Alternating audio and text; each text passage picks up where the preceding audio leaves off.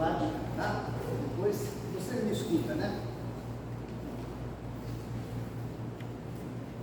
Primeiro, logicamente, a gente fica assim muito agradecido, né, pelo carinho que a gente recebe desta casa, dessa querida amiga. E por que eu sou constante? Porque eu tenho muito a aprender também. Nesse aspecto eu posso dizer o seguinte: tenho milhões de defeitos, mas desde que eu entrei dentro da doutrina espírita, mais ou menos quando eu tinha 21 anos para 22 anos, e aí me deixaram entrar, eu falei, não sai nunca mais, quero ficar, sou um intruso que não vou mais sair.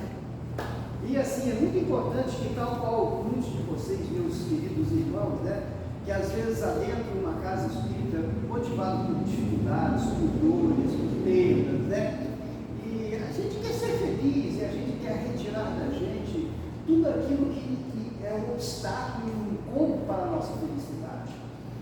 E às vezes a gente acha que tudo aquilo que às vezes nos incomoda, seja fisicamente, seja financeiramente, seja emocionalmente, né? Se a gente acabar e retirar, a gente vai ser feliz. Aí a gente vai conhecer de que o caminho para a felicidade é um pouquinho diferente.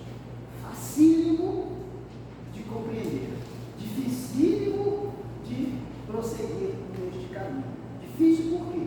Porque nós ainda nos iludimos com os diversos outros trieiros, né? O goiano fala muito, às vezes tem um trieirinho, né? Você quer ir pelo trieirinho, ao invés de ir pelo caminho correto que deveríamos seguir. Então, hoje, a gente aproveitou essa oportunidade, porque agora dia 2, né?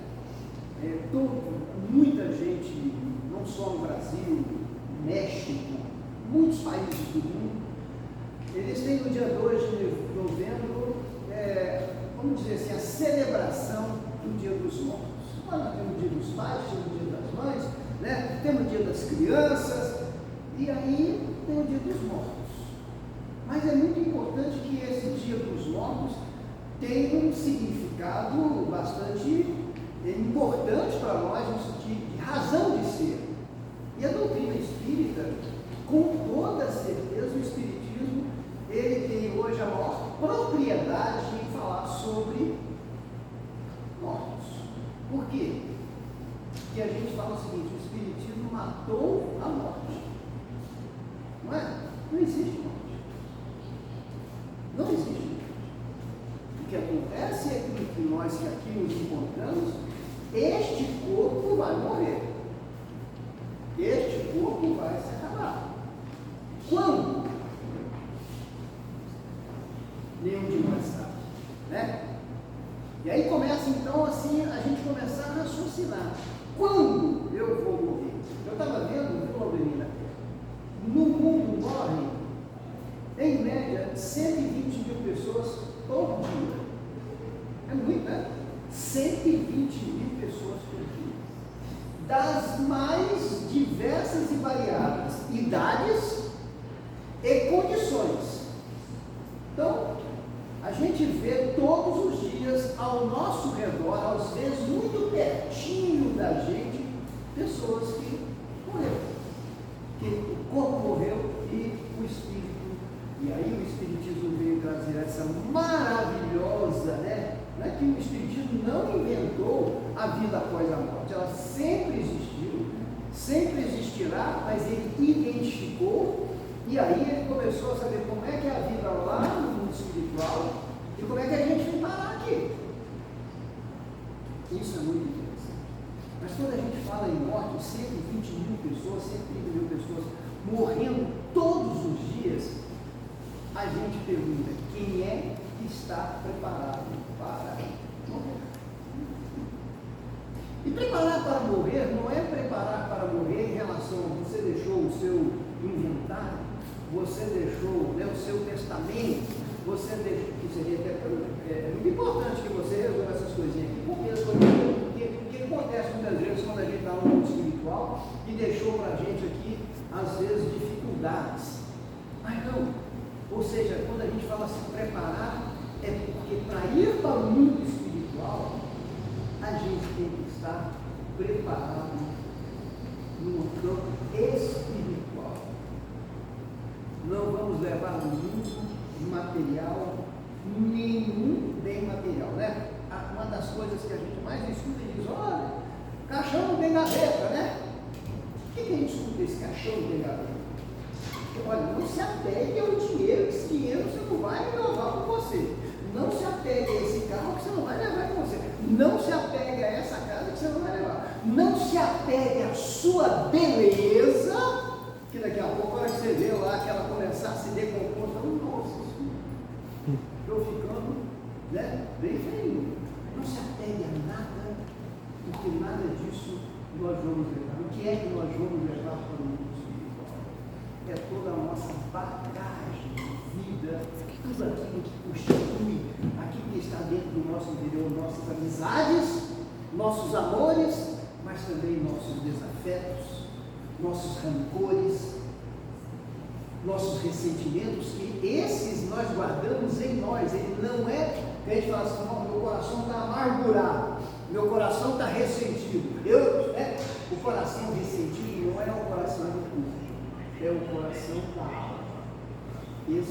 Todas essas sensações, esses sentimentos, nós vamos levar conosco onde quer que a gente vá. Aqui na Terra, a gente tem uma vantagem danada no sentido de podermos conviver, todos nós, em qualquer gradação de um aspecto evolutivo moral, né? Ou seja, aqui nós estamos, a pessoa que às vezes a gente fala, nossa, pessoa ruim demais, né? Uma pessoa que é muito focada na maldade, nisso, ele convive com a gente vê ele todo dia, a gente conversa com ele. Então, a sua condição aqui na Terra permite que nós possamos conviver com todas as gradações morais.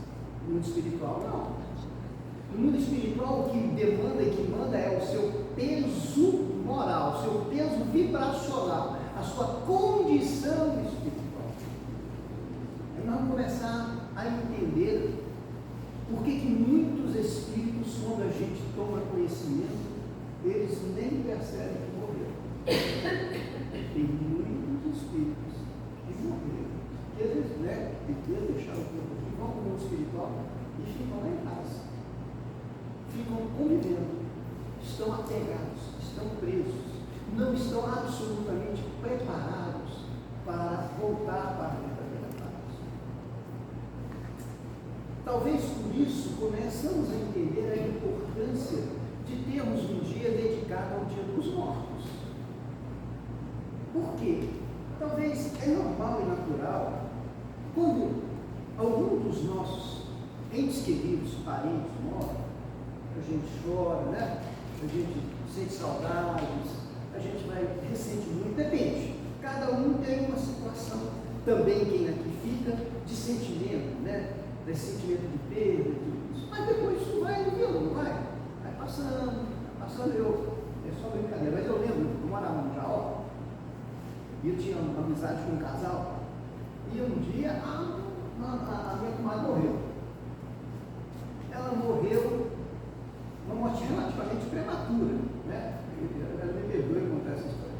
Não foi um inteiro, né? Nós temos um inteiro, isso é natural, tudo isso. Ele que entra no caixão. Eu não vou mais viver, não tenho mais razões de vida, quero a minha esposa, quero a minha amada, quero isso, quero aquilo. Foi um problema poder segurar o leite, tá? Realmente precisa, como a gente às vezes diz. 6 meses depois ele estava com a viúva, já estava é assim normal, né? Mas isso não impede que ele possa manter os seus sentimentos, os seus pensamentos, suas ligações com a sua ex-esposa. Aí vem o Dia dos Mortos, ele está com aquela nova companheira, né?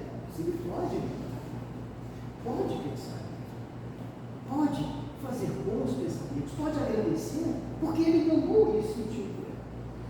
E aí muitas vezes isso se tornou então uma condição como, né?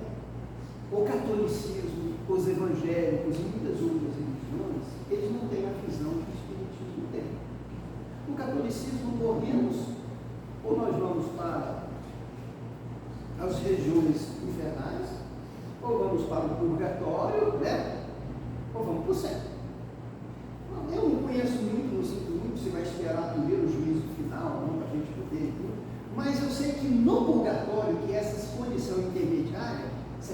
rezar por eles, nós podemos interceder, e quem sabe eles podem subir, né? Mas a vida é única, só uma vida. Foi da mesma forma para os nossos queridos irmãos evangélicos, essa é a crença. Da mesma forma para os nossos irmãos que praticam o islamismo, só uma vida, certo? Ele morrer, acabou. Quem tinha a condição de crença em Allah, tudo isso, vai para o céu. Mas, por que então a gente vai para os cemitérios orar a eles? Não somos nós espíritas. O espírita deve ir, pode ir, tem nenhum problema. Nenhum problema. Não precisa. Como é que eu vou fazer para orar para meu pai que está lá, 1000 quilômetros aqui enterrado? Né? Será que eu, então, por ele estar longe, eu não vou poder pensar nele, entre aspas, prestar as minhas homenagens a ele? Eu tenho que estar lá presente, eu tenho que estar à beira do túmulo. Essa é a primeira situação que nos é os espíritos, né? O espiritismo, é muito importante a gente entender, o espiritismo, ele não é a crença de uma única pessoa. Às vezes a gente fala assim, você é o espiritismo kardecista? Não existe espiritismo kardecista, né? Kardec é o codificador, ele organizou, ele foi coordenador. Lógico, uma importância sem fim. Mas vamos falar do islamismo, por exemplo, né? Que é dos nossos queridos irmãos que tem o seu livro maior, o Alcorão, né? Alcorão, é isso? O Alcorão, quem recebeu todas as poesias do Alcorão, as mensagens do Alcorão? Um único homem, só não é. Ele ia lá, conversava e tal, é isso aqui que Deus falou, isso aqui e tal. O Espiritismo, em certo momento, começam a aparecer informações, comunicações de diversos cantos do mundo. Do mundo. Quando chega então, esse Kardec, que não chamava lá Kardec, ele chamava como? Leon Denisard. É um nome francês, né? Ele era cientista, estudioso, falava mais de 4 idiomas, por isso ele falava 4, 5 idiomas, porque ele recebia mensagem de espíritos que o transmitiam, ou de médios, em alemão, em francês, em holandês, viu mensagem em inglês, porque vinham lá das irmãs Fox, né? E traziam todas essas mensagens, e ele ia então estabelecendo de que, diante de perguntas que ele fazia, quais as respostas eram coincidentes para que ele pudesse então começar a organizar. Então, não é a informação de uma única pessoa. Por que a gente fala isso? Então, Kardec, olha só, em 1855, 56, 57, ele se dirige aos espíritos e faz a clássica pergunta, que está no Livro dos Espíritos, na pergunta 320, no capítulo que ele, naquela época, ele botou comemoração dos mortos, funerais. Por quê? Porque ele sabia, e os espíritos sabiam, diante daquela cultura que os franceses, os ingleses, os europeus, né, todos tinham de cultuar os seus mortos, e isso é em todos os cantos do mundo. Ele, então, com esse hábito de ir aos túmulos, aos cemitérios, milhares. No dia 2, quem quiser ir, não sei onde é que a Maria levou esse milhares, foi aqui? Foi? Vai lá, milhares de súditos cantando com ela. Isso é errado. Isso aí para ela cantar lá, ou cantar como agora o Bruno Mars, né? Fez uma grande homenagem, ela estava lá? Ah, lógico que ela estava. Nessa homenagem dedicada a ela, né? Esse expoente da música goiana, da música brasileira, ao estar no cemitério com todos os seus fãs, ela vai ficar feliz. Não tem dúvida, porque ali todas as pessoas estarão cantando com ela, externando seus sentimentos. Não vão estar ali, volta Maria Mendonça, fica aqui, presa aqui. Ah, isso aí seria. Vou contar uma historinha para vocês. Então, no Livro dos Espíritos, a Kardec então perguntou: os espíritos, olha a pergunta de Kardec, ficam sensibilizados ao lembrarem-se deles aqueles que os amaram aqui na terra? É uma pergunta muito simples, cara. Os espíritos, aqueles que estão no mundo espiritual, os mortos, eles se sensibilizam, eles gostam, certo? De que nós nos lembremos dele? Resposta, então, dos espíritos, não é de Kardec. Às vezes, muito mais do que podeis crer. Se são espíritos felizes, essa lembrança aumenta-lhes a felicidade.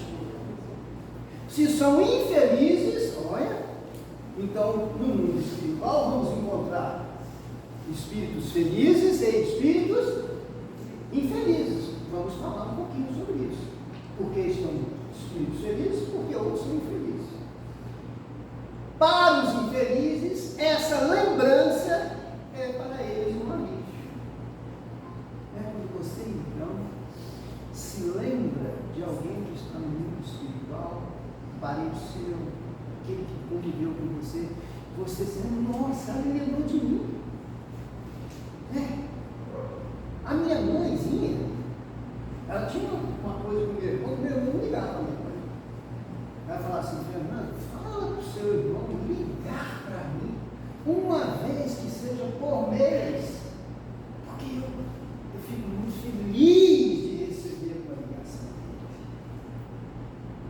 Então a gente começou a compreender de que nós podemos nos comunicar com o mundo espiritual. Isso aí é uma propriedade que antes a gente fazia as orações, lá quando a gente tinha outras formações religiosas, mas a gente não tinha essa ciência, essa certeza. Hoje isso é um absoluto, o Espiritismo trouxe, né, de uma forma absolutamente concreta. Vamos ver essa carta. Você não trouxe a carta do seu irmão? Eu trouxe.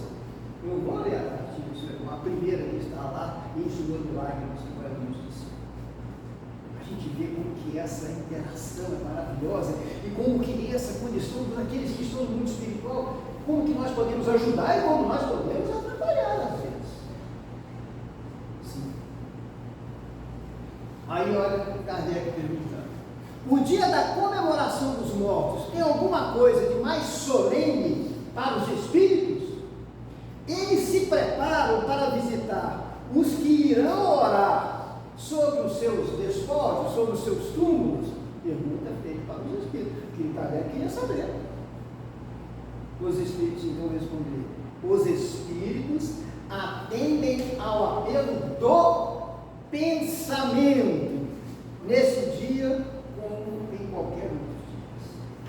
Kardec vai e reforça a pergunta. Esse dia é para eles um dia de encontro às suas sepulturas? Olha a lucidez das respostas dos espíritos. Nesse dia estão aí em maior número, ou seja, os espíritos estão em maior número lá no estudo, lógico, porque existem mais pessoas que nos chamam, mas cada um vem por causa de seus amigos e não pela multidão dos indivíduos. Então, quando nós nos predispomos, lógico, dezenas de pessoas, centenas, milhares de pessoas vão amanhã aos cemitérios. A flor que eles levam, logicamente que o espírito não vai sentir o perfume, o espírito não vai pegar nela, mas é muito mais o simbolismo. Lógico que é necessário que a gente leve a flor, tem até orientações, esse dinheirinho que você vai gastar com a flor, né, faz um bem para alguém, esse dinheirinho que você vai gastar com as velas, mas o que acontece muitas vezes é que isso fortalece, certo? Aquele sentimento. Então ele vai ver as flores no campo espiritual, ele vai ver porque você pode fazer, você pode mentalizar a flor para ele, você pode mentalizar a vela, a luz. Falar em luz, eu cheguei aqui agora mesmo e aquele rapaz era muito simpático, né? E ele chegou e me cumprimentou, bom dia, seu Fernando. Olha, eu falei, rapaz, você sabe que você está certo, você está tão bem que você está iluminado. Você está vendo o dia como o dia, a noite como o dia. Olha só, é isso quando a gente então começa a perceber essas coisas positivas. Então a relação nossa, o dia dos finados, ele tem essa importância muito grande, mas é muito mais importante nós compreendermos a nossa relação com os mortos, com aqueles que já foram, como nós podemos ajudar, Como tem situações, às vezes, muito críticas, que é imprescindível, não pode ser só diante dos mortos, não. Tem que ser praticamente todo crítico. Todo crítico. Sabe, eu morava em Brasília, e eu tinha uma pessoa que nós chamávamos ele de professor, e nós tínhamos relação com toda a família, já vista que minha esposa não, minha irmã era casada com um filho desse professor. E ele tinha um filho muito jovem, muito bonito, muito jovem, gostava muito de andar de carro, né? Vamos falar em presídio, né? Presídio. E ele então, um dia, andando, ele tinha um Puma era aquele carro machinho, né? E ele, infelizmente, pegou um Puma e entrou na traseira de uma carreta, praticamente se desceu. O pai dele era literalmente apaixonado por ele. E um senhor alto, forte, bonito, um líder na sua condição de professor de esportes. E nós que vivíamos desde aquela época jogar futebol, ele, o filho morreu e ele também morreu. Ele nunca mais sorriu. Nunca mais ouvimos uma expressão de sorrir, de serenidade. Ele se fechou completamente. E isso para o filho que desencarnou, para o espírito que está no mundo espiritual, é muito delicado. Nós vamos ver nessa psicografia de Isídio, né, essa relação do filho que foi, como que ele vai conversar com o seu pai, para que nós possamos entender. Agora nós estamos falando primeiro da condição de nós com os nossos que já desencarnaram. Então, muitas vezes a gente vê essas primeiras expressões, né, como tinha lá o meu colega lá, que às vezes vai para cima do caixão e grita: eu não posso mais viver com você, não posso isso, não. Mas depois, paulatinamente, vai passando, mas é extremamente delicado. Por quê? Porque isso, quando a gente desencarna, principalmente se nós não desencarnamos numa situação que nós viemos de uma doença, nós viemos de uma comorbidade, que a gente está numa condição paliativa, né? Hoje tem muita essa situação de você ficar internado e tal, está todo mundo esperando. Tanto que quando desencarna, fala: descansou. Não é verdade, não, porque a gente fala descansou porque deu descanso para a gente, certo? Essa é uma realidade, muitas vezes deu descanso para a gente. Não, descansou. Lógico que quando a pessoa está num processo de sofrimento, num processo doloroso, certo? A gente tem obrigação absoluta de lutar pela vida. E todos nós que estamos ligados, somos parentes, nós temos que lutar pela vida. Por quê? Porque nós sabemos que cada segundo, cada momento, cada dia que a gente aqui vive é de extrema importância e culto. E quando nós começamos o nosso processo de desencarne, nós somos todos, quando vamos encarnar, nós somos formados por corpo físico, por espírito, alma e o perispírito, que é essa condição da ligação do espírito com o corpo. Então, somos espíritos ligados por uma condição fluídica, né? Nós temos a nossa energia fluídica que nos coloca e nos situa nesse jeito. Quando a gente começa, então, o nosso processo de desencarne, isso é feito, o ideal, que isso vai sendo feito paulatinamente, desligando. Por isso que aquelas pessoas que ficam, né, nas UTIs, nos quartos, ligando, minha mãezinha, ela estava lá na condição paliativa, ela ficava lá, desde quando então estava: onde é que você está? Mas eu estou na chave. Ela estava no hospital, na chave, ou seja, ela estava muito espiritual, certo? Foi devagarzinho, morreu, segurando a mãozinha de uma sobrinha nossa. Ou seja, naquele momento, 93 anos, chorando, lógico que eu vou chorar, que eu vou ter saudades, mas são as saudades doces, não são as saudades ácidas, que nós devemos evitar quando então alguém desencarna, que a gente entra no choro do desespero, da incompreensão. Isso não é adequado e ideal para o espírito, que precisa processar a sua libertação, a sua liberação no mundo espiritual. E como eu disse, morrem sempre mais de 120 mil pessoas por dia, cada um dia. Morrem bloqueios, acidentes sérios. Morrem pessoas nos hospitais provenientes de doenças tais. Morrem pessoas que se suicidam. Este é um capítulo muito delicado. E, logicamente, quando a gente fala em suicídio, tem agravantes e atenuantes. O que é agravantes e atenuantes? Quando o suicídio é de uma tal forma, muito planejado, muito lúcido, que a pessoa faz isso muito consciente, né, de tirar a sua própria vida, às vezes até para promover uma situação de vingança, né, de querer fazer isso para poder machucar o outro que fez isso e tal. E existem os suicídios provenientes, muitas vezes, de processos depressivos, processos que a pessoa não cuida disso, mas nunca isso é positivo. E quando nós desencarnamos vitimados por essa condição extremada, né, ou seja, que a gente chama de suicídio da porta falsa do mundo espiritual, a porta inadequada do mundo espiritual.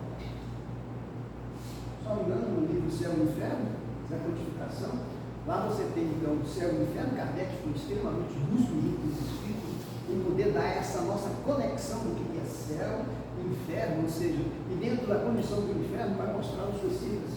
E muitas vezes os suicidas veem a sua própria decomposição, a própria decomposição do suicídio. E ele demanda um certo tempo para que ele possa recuperar a sua condição. Às vezes, muitos, entre aspas, anos terrestres. Nós conhecemos todos, porque assim o conhecemos, que foi o nosso querido chamado André Luiz, né?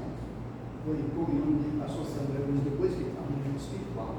E André Luiz, no seu primeiro livro, nos retrata, através do seu livro O Nosso Lar, que é muito bom de ler, né? Porque quando a gente começa a entrar em contato com o mundo espiritual, conhecer o que são as colônias espirituais, que é um lugarzinho pequenininho que a gente tem, mas só que quando André Luiz desencarnou, ele ficou, pelo seu peso vibracional, pela sua condição de consciência, ficou no chamado umbral. Umbral masculino. Né? E ele sentia uma acusação que não era desse ou daquele, era da sua própria consciência, dizendo para ele: suicida, suicida. Eu, suicida, ele não se matou, ele não atirou contra si, ele não terminou de uma forma premeditada ou certo, pensada na sua vida. Mas o que ele fez? Ele malbaratou a sua condição de saúde. Ele que tinha condições, sabia, desprezou cuidar do seu corpo físico e voltou para o mundo espiritual de forma prematura. Aí ele ficou preso nessa condição no mundo espiritual. E o que nós devemos e podemos fazer por essas pessoas que às vezes desencarnam nessas condições? Vamos ver o que o Espírito, vamos lá, pergunta dos Espíritos, né? A pergunta 604. Vejam bem o que é importante nós começarmos com a nossa relação com o Espírito. É útil, pergunta Kardec, orar pelos mortos e pelos espíritos sofredores? E nesse caso, como as nossas preces podem proporcionar-lhes alívio e abreviar seus sofrimentos? Tem elas o poder de dobrar a justiça de Deus? Pergunta muito clara. Ou seja, é produtivo orarmos pelos que já desencarnaram, pelos espíritos que estão no mundo espiritual, pelos espíritos sofredores, porque muitas vezes, diante de aqueles que vivem conosco, às vezes, como uma mãe que viu muitas vezes o seu filho viver a vida inteira na condição de uma vida completamente desregrada, né? Como é que faz? Como é que aqueles que morrem, vitimados pelas overdoses, são chamados suicidas inconscientes? Como é que uma mãe dessa, ao perder o seu filho, entendeu? Ela ama o seu filho, sob qualquer circunstância, ela tem um amor por ele morreu, ele desencarnou, e ela, como é que eu faço? O que eu posso fazer para poder ajudar agora o meu filho? Eu já disse que quando ele estava aqui, eu pedi para ele, levei ele nas casas de recuperações, tudo fiz para ele. Da mesma forma, como é que chamava o dele? Como é que chamava o dele que ficava aqui na porta? Tá. Da mesma forma, aquele Roosevelt. Eu estou vendo a carinha dele aqui, o Roosevelt. Qual é a postura que nós temos que ter em relação ao Roosevelt? Essa casa o apoiou, o ajudou, o internou por diversas vezes. Agora não, agora ele foi para o mundo espiritual. E logicamente vai levar consigo todas as consequências, o hábito, a maneira como vivia. Ele poderia estar aqui.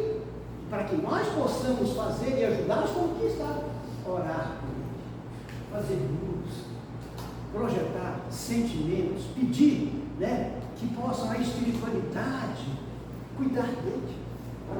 E tem tanta gente boa no mundo espiritual, além dos nossos próprios parentes, a quantidade de espíritos que nós damos, mas tem uma especial. Sabe quem é a pessoa mais especial no mundo espiritual? Maria, mãe de Jesus. Mãe de Jesus, ela adotou todos que vão para o mundo espiritual, principalmente os suicidas. Por isso ela cuida do vale dos suicidas. Maria foi aquela que acolheu Judas, quando Judas desesperado, quando Judas tinha, Judas traiu Jesus, mas ele traiu na condição de achar que Jesus ia tirar aquilo de letra, mas ele foi apegado pela matéria. Ele, naquela situação, quando ele viu, gente, olha o que eu fiz com Jesus, quando a gente entra nesse processo, quando a gente erra, e a gente não está, a gente entra no processo de remorso, de arrependimento, e às vezes então a gente quer se acabar e se mata. E Judas se matou. E é muito importante a gente compreender essa relação, porque muitas vezes pessoas que prejudicaram a gente, eu vou fazer assim uma miscelânea, tá? Pessoas que prejudicaram a gente, que estão no mundo espiritual, a gente tem ressentimento, a gente tem raiva, isso é errado. Nós temos que orar por eles. Nós temos que, se não tivermos a oportunidade de nos reconciliar, de perdoar ou ser perdoado, nós podemos fazer isso pelo nosso coração. Isso é um ensinamento vivo de Jesus, quando ele, então, traído por Judas, quem foi que foi lá visitar Judas pela primeira vez? Foi lá, no umbral, visitar Judas, para dizer para ele, Judas, Jesus não perdoava, ele amava. Mas Judas entrou no seu processo como todos os espíritos que erram, todos nós que erramos, nós vamos para a nossa consciência nos acusa, vem o sentimento, vem o remorso, a gente tem vontade de reparação, a gente sofre por isso. E Judas então ficou desesperado quando então a Mãe Santíssima Maria encontrou com Judas. Ele desesperado. Não, e ela falou, sou sua mãe. Não, a minha mãe me abandonou, porque a mãe dele não tinha compreendido ele. Mas Maria então estende a mão, como estende a mão a todos nós que estamos no mundo espiritual, de espíritos, muitas vezes, dos recursos para que nós possamos estar estáveis. Então, a prece que muitas vezes nós fazemos para os espíritos, né? Então, olha, a prece não pode ter por efeito mudar os desígnios de Deus, lógico, mas a alma pela qual se ora experimenta alívio, porque é um testemunho de interesse que se lhe dá. O infeliz é sempre aliviado quando encontra almas caridosas que se compadecem dos seus dores. Portanto, independentemente de Dia dos Mortos, a gente deveria ter dentro da nossa agenda mental, sempre trazer e fazer oração para aqueles nossos entes queridos que já desencarnaram, sob quaisquer condições, mais ainda se desencarnaram em condições muito delicadas. Pode ver?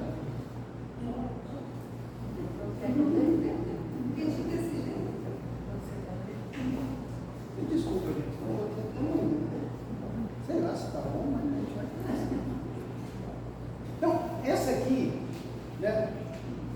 O Chico Xavier ele ficou conhecido inicialmente por poder acolher e receber lá em Uberaba, lá em Minas, principalmente mães e pais que perderam seus filhos, porque eu sei que a perda de um filho dói demais, né?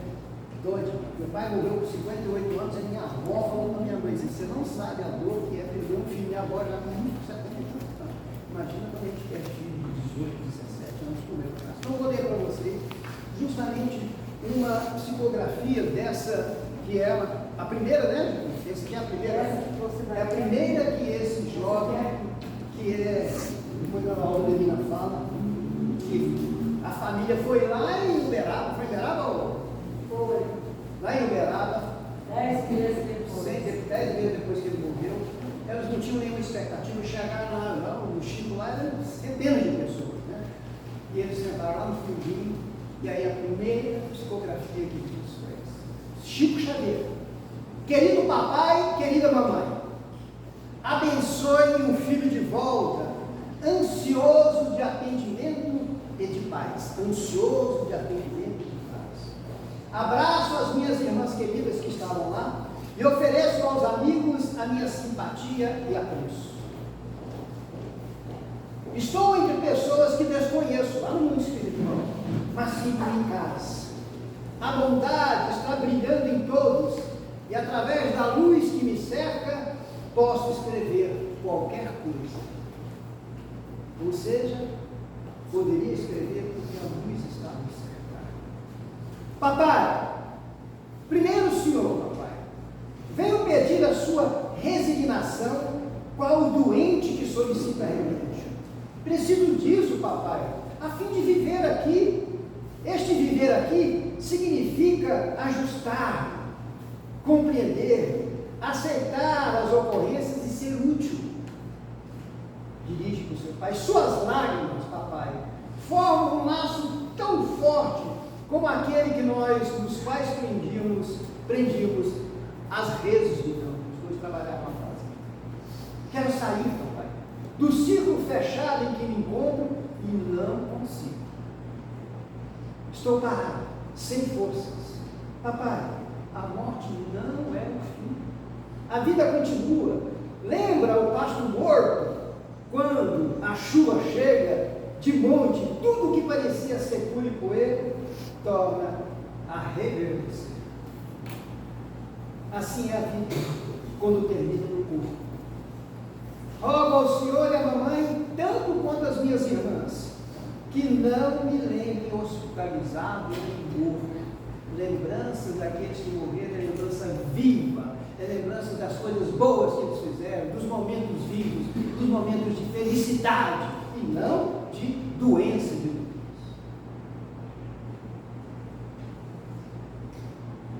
Que não me lembre hospitalizado nem morto. Aquilo se foi. Estou firme e refeito, mas estou fraco e doente porque o pranto, especialmente agora o seu papai, me revolve as entranhas do meu coração. Às vezes melhor, tenho esperança. A oração que vou aprendendo com calma me escora os pensamentos e consigo ouvir os mestres daqui com desejo sincero de desaproveitar as lições. Mas logo me levanto do leito, ouço o papai as suas chamadas, quando ele está se recuperando, o pai nos ensina. O Senhor, é preciso, papai, que a conformação nos abençoe. Ou melhor, seu filho precisa de tranquilidade e segurança. Viva assim.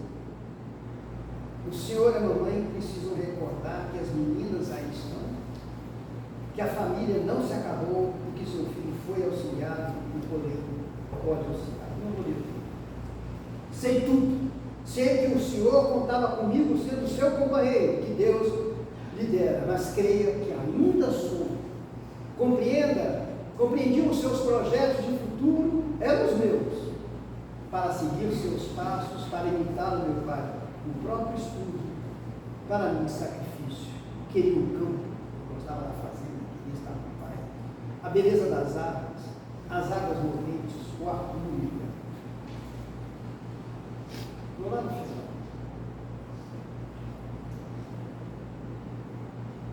Papai e mamãe, trabalharemos nas boas obras. Termina aí.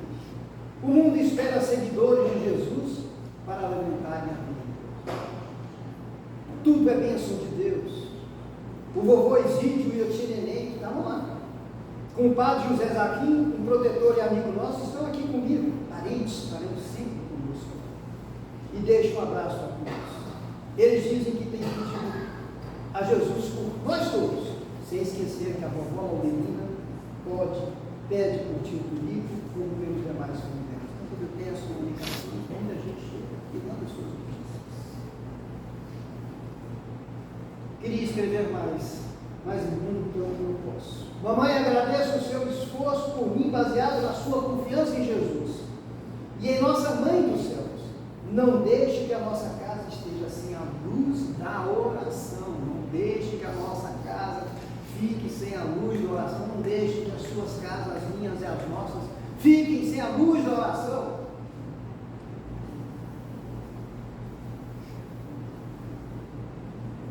Mamãe, agradeço o seu esforço por mim, baseado na sua confiança. Papai, abençoe, beije as suas mãos. Orem pelo filho que ainda necessita de paz, a fim de fazer a própria renovação. Orem todas as circunstâncias, todos os dias. Pai, auxilie, peço-lhe, Pai, para viver, e viver com muita saúde e coragem. Lembranças a todos os nossos que ficam na retaguarda, e recebam, papai e mamãe, todo o coração do filho reconhecido, do filho que nos acompanha, agradecendo-nos a vida e a esperança sempre, sempre, filho. A morte não existe.